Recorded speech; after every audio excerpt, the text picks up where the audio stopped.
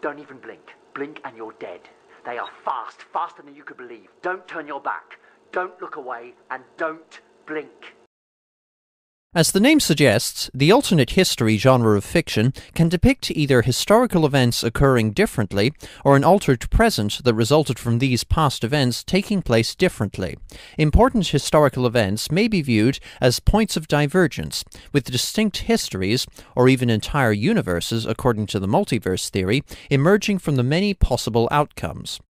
It's fun to speculate how different our present would have been if William the Conqueror lost the Battle of Hastings, for instance, or if the Spanish Armada crushed Queen Elizabeth I's forces, or if the Confederates won the American Civil War, or if Nazi Germany conquered Europe.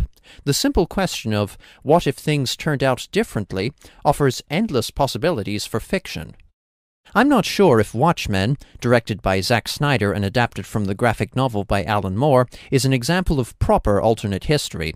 You wouldn't call Naomi Novik's Temeraire series alternate history, even though it presents a fantasy spin on the Napoleonic Wars.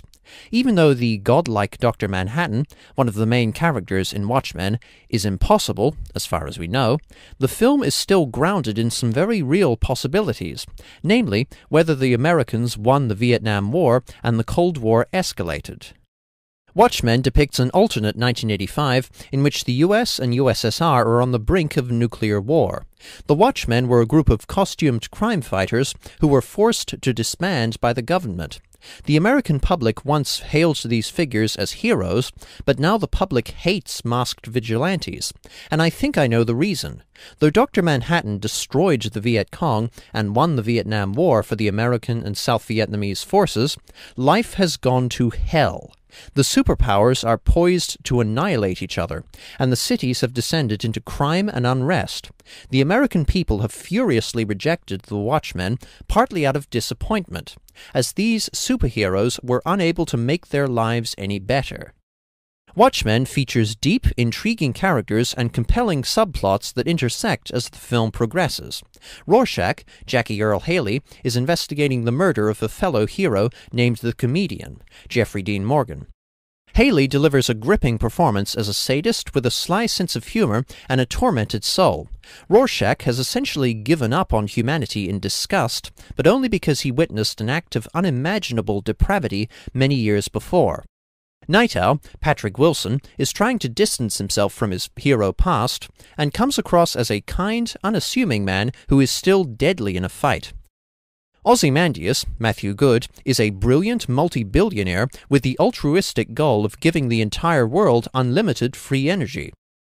Ozymandias models himself after Alexander the Great and the Pharaohs, and his true motives, which link back to the comedian's murder, culminate in a thrilling climax and one of the most shocking and thought-provoking moral dilemmas that I've ever seen in a movie. Without giving too much away, could world peace ever be worth the death of millions? And now we come to Dr. Manhattan, played by Billy Crudup. As Confused Matthew once pointed out, all-powerful characters in fiction can diminish the urgency, as whatever happens, these characters would be able to change it back again. But this is not the case with Dr. Manhattan. After a freak accident, Dr. Manhattan gains immortality, the ability to see the past and future simultaneously, and complete power over matter. Emotionally detached and somewhat aloof, Dr. Manhattan has transcended beyond mortal concerns, and human beings are like termites to him. I have walked across the surface of the sun.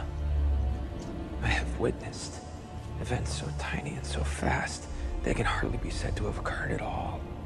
But you, Adrian, you're just a man. The world's smartest man poses no more threat to me than does its smartest termite. He no longer cares for humanity because he no longer understands us, and has grown so much greater, and he spends a good portion of the film on Mars, alone with his thoughts.